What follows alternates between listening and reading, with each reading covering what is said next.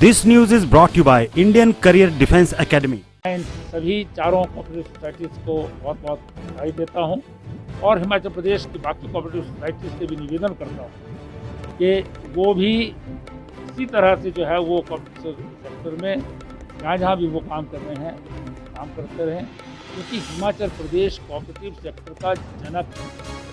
सबसे पहली cooperative society Himachal Pradesh के ऊना ज़िला के पंजावर में रजिस्टर हुई थी 1892 में। तो जिस स्थान से कॉर्पोरेशन जो है वो पैदा हुआ, कोऑपरेटिव सोसाइटी पैदा हुई, उस प्रदेश में कोऑपरेटिव आगे बढ़े, इसके लिए जो है प्रयत्न कर रहे हैं, जिसमें आज हमने मुख्य रूप से जो है वो FPOs जो है फार्मर प्रोड्यूसर ऑर्गेनाइजेशन, जो ऑल इंडिया लेवल पर जो है वो आदरणीय नरेंद्र मोदी जी ने जो है कंसेप्ट दिया है, जिससे किसानों की आय दुगनी करने की दिशा में जो है कार्य हो। उसके लिए 10,000 FPO सारे हिंदुस्तान में जो है वो बनाए जाने हैं। उसमें कंपनीज एक्ट में भी और कोऑपरेटिव सोसाइटी एक्ट में भी उसकी रजिस्ट्रेशन हो सकती है। हिमाचल प्रदेश में हमने ये शुरुआत की है। हमने इनिशियली जो है वो 100 कोऑपरेटिव सेक्टर में जो है वो इसको बनाने के लिए जो है वो एक टारगेट रखा है। इसके अलावा नबार्ड और SFSC जो है वो जो इम्प्लीमेंटिंग एजेंसीज द्वारा तय किए गए हैं, वो कंपनीज एक्ट में भी FPOs बना रहे हैं, ताकि हम एक कोऑपरेटिव सोसाइटी में जो है वो मिनिमम 100 फार्मर्स जो है वो उसके मेंबर बन सकते हैं। तो इससे जो है वो 3 साल तक उनको इस प्रकार के FPOs को जो है वो मैनेजरल कॉस्ट जो है वो गवर्नमेंट ऑफ इंडिया देगी, जिसमें 6 लाख पर ईयर के हिसाब से 18 लाख, 2 करोड़ रुपए तक का जो है वो क्रेडिट गारंटी जो है वो उसमें प्राप्त होगी।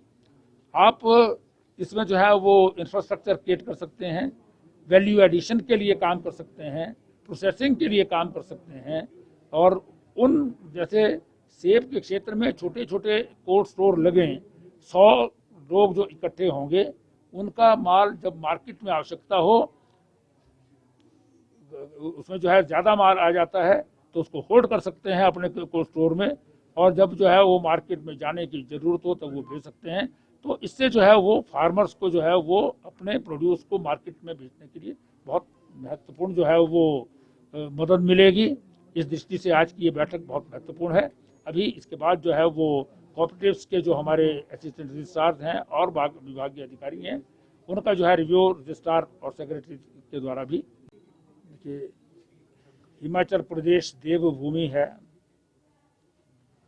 और शिमला, कसौली, डलहौजी, मनाली, धर्मशाला, ऐसे अनेकों जो है वो इंटरनेशनली रिनाउंड टूरिस्ट डेस्टिनेशंस हैं। वास्तव में सारा हिमाचल प्रदेश ही टूरिज्म की दृष्टि से जो है वो बहुत महत्वपूर्ण है, विशेष रूप से सर्दियों के मौसम में जब बर्फ़ गिरती है। तो आजकल पर्यटक जो है बड़ी मात्रा में हिमाचल प्रदेश में आ रहे हैं, उन सबका स्वागत है। साथ ही साथ जो है वो उन सब से निवेदन है कि जो 2 साल से वो कोरोना वायरस को देख रहे हैं, कोविड-19 की स्थिति को देख रहे हैं, अभी भी कोरोना वायरस समाप्त नहीं हुआ है। कोरोना वायरस अभी कंटिन्यू कर रहा है और बाहर के देशों में नया जो है वो वेरिएंट ओमिक्रॉन के रूप में जो है वो आइडेंटिफाई किया गया है, और उन विकसित राष्ट्रों में ओमिक्रॉन का प्रकोप जो है बहुत देखा जा रहा है।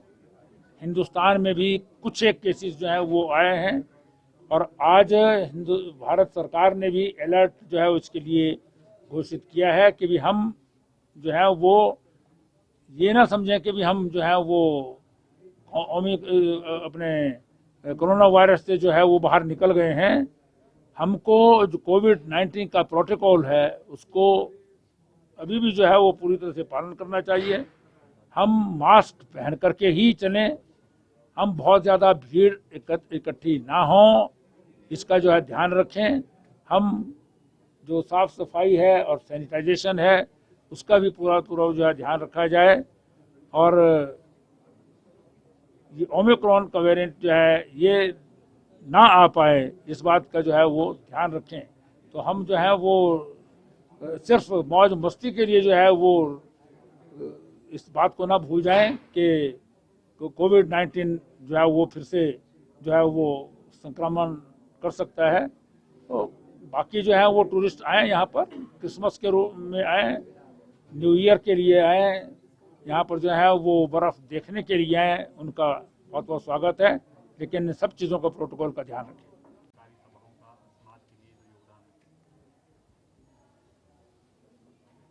लोकतंत्र में, आर्थिक लोकतंत्र के लिए सहकारिता आंदोलन जो है वो बहुत महत्वपूर्ण है। भारत में जिसे सफ़ेद क्रांति कहते हैं, दुग्ध क्रांति, उसका जो सबसे बड़ी जो है वो पायनियर है वो अमूल है। और अमूल जो है वो एक सहकारी सभा है जो छोटे से गांव से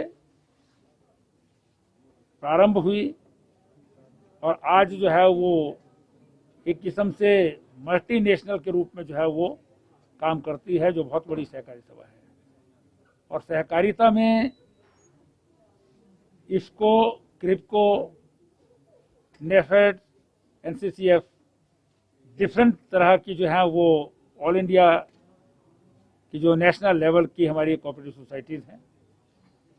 इसी प्रकार से हिमाचल प्रदेश में लगभग 5000 कोऑपरेटिव सोसाइटीज़ काम करती हैं। हिमाचल प्रदेश का सारा पीडीएस का काम जो है वो 80% से अधिक कोऑपरेटिव सेक्टर देखता है। और हमारे बहुत सारे ज़िलों में जो क्रेडिट सोसाइटीज़ हैं वो बैंकिंग के बहुत अच्छे उत्कृष्ट उदाहरण हैं। और बुनकर के क्षेत्र में भी जो है वो कोऑपरेटिव जो है वो बहुत अच्छा काम करती है। आज एनसीडीसी जो नेशनल कोऑपरेटिव डेवलपमेंट कॉरपोरेशन है, भारत सरकार का उपक्रम है, कोऑपरेटिव्स की फाइनेंसिंग करता है, वो हिमाचल प्रदेश में काम करता है। उन्होंने हिमाचल प्रदेश के विभिन्न क्षेत्रों में जो कोऑपरेटिव सोसाइटीज़ काम कर रहे हैं उनको मेरिट, उत्कृष्टता के आधार पर जो है वो सम्मानित किया है, उन्हें इनाम प्रदान किए हैं। इसके लिए बाकायदा उन्होंने रजिस्ट्रार कोऑपरेटिव सोसाइटीज़ की अध्यक्षता में जो है वो सिलेक्शन कमेटी बना रखी थी।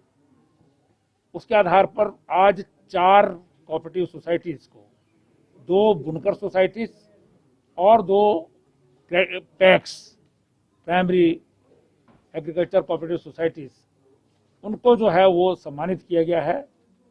उन्हें प्रशस्ति पत्र दिया है, 25,000 का इनाम दिया है। उनके सेक्रेटरीज और